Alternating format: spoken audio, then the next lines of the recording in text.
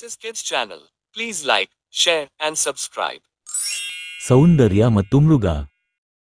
ಒಂದು ಊರಿನಲ್ಲಿ 3 ಹೆಣ್ಣು ಮಕ್ಕಳೊಂದಿಗೆ ಒಬ್ಬ ಮರ್ಚೆಂಟ್ ವಾಸಿಸುತ್ತಿದ್ದನು. ಅವನ 2 ಹಿರಿಯ ಹೆಣ್ಣು ಮಕ್ಕಳು ಸ್ವಾರ್ಥಿ ಮತ್ತು ದುಷ್ಟರು ಆಗಿದ್ದರು. ಕಿರಿಯ ಮಗಳು ಮಾತ್ರ ತುಂಬಾ ಒಳ್ಳೆಯವಳು. ಆ ಮರ್ಚೆಂಟ್ ಅವಳಿಗೆ ಸೌಂದರ್ಯ ಎಂದು ಹೆಸರು ಇಟ್ಟಿದ್ದನು.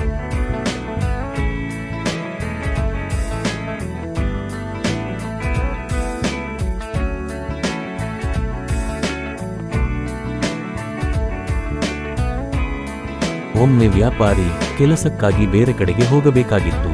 ಆದ್ದರಿಂದ ಅವನು ಬೇಗನೆ ಹೊರಟು ನಂತರ ನಿಮಗೆಲ್ಲ ಯಾವ ಉಡುಗೊರೆಗಳು ಬೇಕು ಎಂದು ಅವನು ಕೇಳಿದನು. ಹಿರಿಯವಳು ಮುತ್ತು ಹಾರವನ್ನು ಕೇಳಿದಳು, ಎರಡನೆಯವಳು ವಜ್ರಗಳನ್ನು ಕೇಳಿದಳು ಮತ್ತು ಸೌಂದರ್ಯಾಳು ಕೆಂಪು ಗುಲಾಬಿಯನ್ನು ಕೇಳಿದಳು.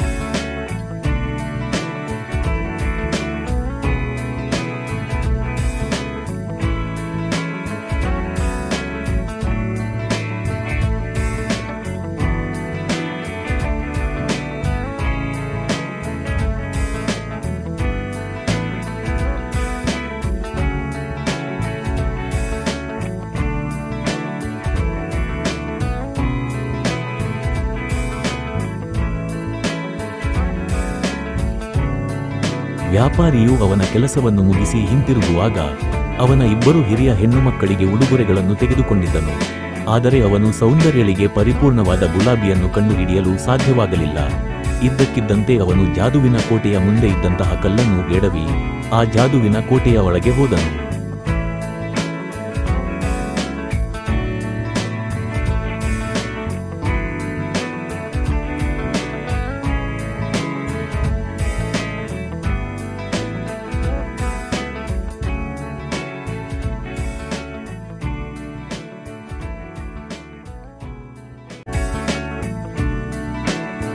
ವಿಚಿತ್ರವೆಂದರೆ ಕೋಟೆಯಲ್ಲಿ ಯಾರೂ ಇರಲಿಲ್ಲ. ಮೇಜಿನ ಮೇಲೆ ಹಬ್ಬದ ಊಟವನ್ನು ಇಟ್ಟಿದ್ದರು. ಅವನು ತುಂಬಾ ಹಸಿದಿದ್ದ. ಆದ್ದರಿಂದ ಅವನು ಏನನ್ನೂ ಯೋಚಿಸದೆ ಆಹಾರವನ್ನು ತಿನ್ನಲು ಪ್ರಾರಂಭಿಸಿದನು. ಅವನು ಊಟವನ್ನು ಮಾಡಿದ ನಂತರ ಮೇಲೆ ಇದ್ದ ಕೋಣೆಗೆ ಹೋಗಿ ಮಲಗಿದನು.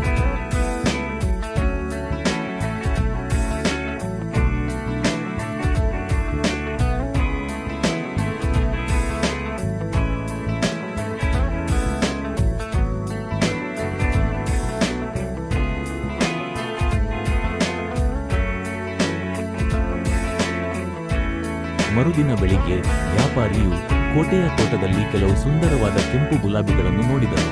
ವಾಹ್, ನಾನು ಈ ಗುಲಾಬಿಗಳಲ್ಲಿ ಒಂದನ್ನು ಸೌಂದರ್ಯಳಿಗೆ ತೆಗೆದುಕೊಂಡು ಹೋಗಬೇಕು ಎಂದು ಅವನು ಯೋಚಿಸಿದನು.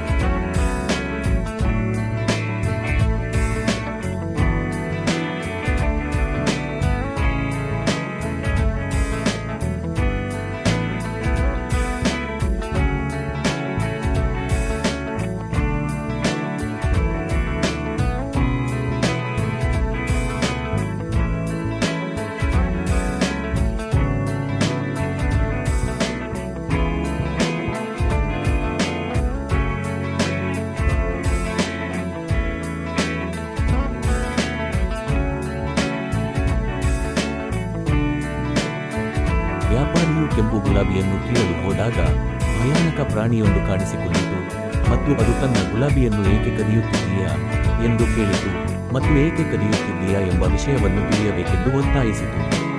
ವ್ಯಾಪಾರಿಯು ತನ್ನ ಮಗಳು ಸೌಂದರ್ಯಳಿಗಾಗಿ ಎಂದು ಉತ್ತರಿಸಿದನು. ಅದನ್ನು ತಿಳಿದ ಆ ಭಯಾನಕ ಪ್ರಾಣಿಯು, ನೀವು ಗುಲಾಬಿಯನ್ನು ತೆಗೆದುಕೊಂಡು ಹೋಗುವುದಾದರೆ ನನ್ನೊಂದಿಗೆ ವಾಸಿಸಲು ಸೌಂದರ್ಯಳನ್ನು ಕಳುಹಿಸಬೇಕು ಎಂದು ಆ ಭಯಾನಕ ಪ್ರಾಣಿಯು ಹೇಳಿತು.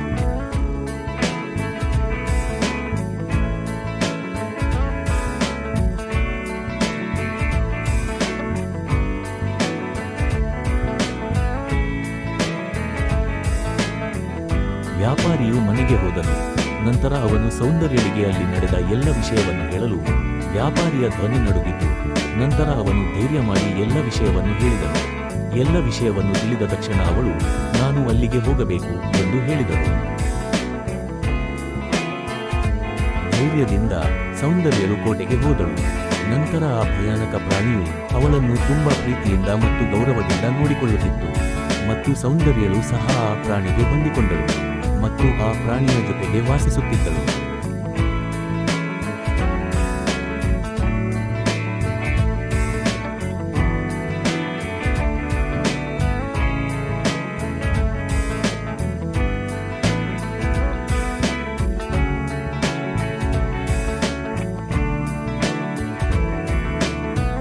ಕೆಲವು ದಿನಗಳ ನಂತರ ಸೌಂದರ್ಯಳಿಗೆ ತನ್ನ ತಂದೆಯ ನೆನಪು ಬಹಳ ಕಾಡುತ್ತಿತ್ತು, ಏಕೆಂದರೆ ಅವಳು ತನ್ನ ತಂದೆಯನ್ನು ನೋಡಿ ಬಹಳ ದಿನಗಳಾಗಿದ್ದವು.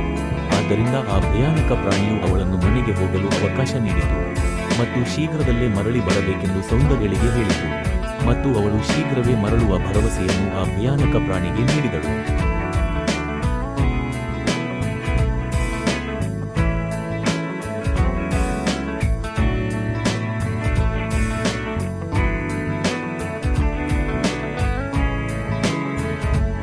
ಸೌಂದರ್ಯಳಿಗೆ ತನ್ನ ತಂದೆಯನ್ನು ನೋಡಿ ಬಹಳ ಸಂತೋಷವಾಯಿತು.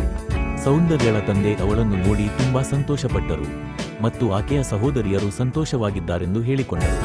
ಆದರೆ ಅವಳು ಹಿಂದಿರುಗಿರುವುದನ್ನು ನೋಡಿ ಮನಸ್ಸಿನಲ್ಲೇ ಕೋಪಗೊಂಡರು.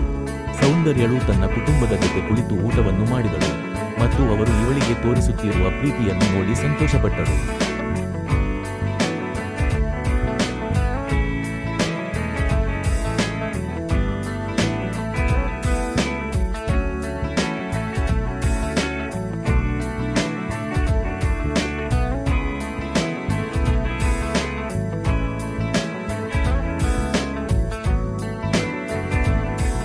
ಒಂದು ರಾತ್ರಿ ಅನಾರೋಗ್ಯದಿಂದ ಆ ಭಯಾನಕ ಪ್ರಾಣಿ ನೆಲದ ಮೇಲೆ ಮಲಗಿರುವ ರೀತಿ ಅವಳು ಕನಸು ಕಂಡಳು. ಅವಳು ತಕ್ಷಣ ಕೋಟೆಗೆ ಹೋಗಲು ಬಯಸಿದಳು. ನಂತರ ಅವಳು ಕೋಟೆಗೆ ಹೋದಳು. ಅಲ್ಲಿ ನೋಡಿದರೆ ಅವಳು ಕಂಡ ಕನಸಿನ ರೀತಿಯಲ್ಲೇ ಆ ಪ್ರಾಣಿಯನ್ನು ನೋಡಿದಳು.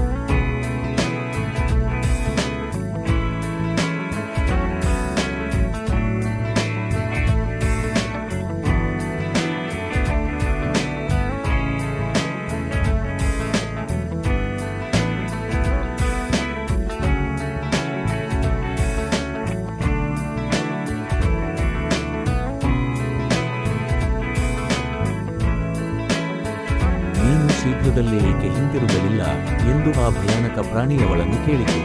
ಆ ಮಾತನ್ನು ಕೇಳಿದ ಅವಳಿಗೆ ಬಹಳ ದುಃಖವಾಯಿತು.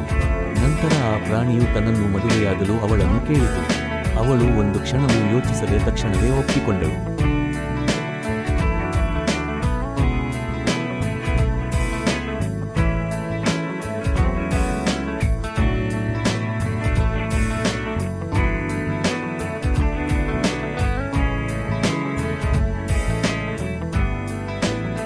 ಅವಳು ಮದುವೆಗೆ ಒಪ್ಪಿಕೊಂಡ ತಕ್ಷಣ ಮೃಗವು ಸುಂದರವಾದ ರಾಜಕುಮಾರನಾಗಿ ಬದಲಾಯಿತು.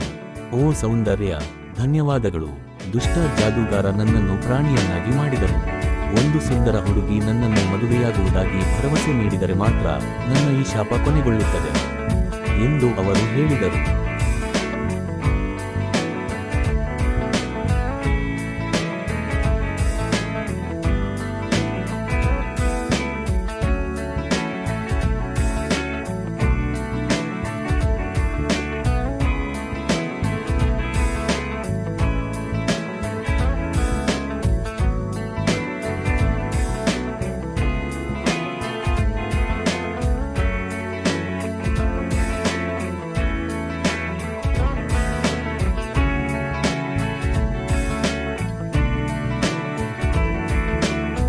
ಶೀಘ್ರದಲ್ಲೇ ಅವರು ಇಬ್ಬರು ಮದುವೆಯಾದರು.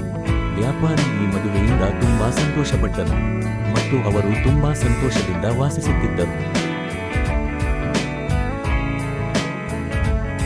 Thank you for watching.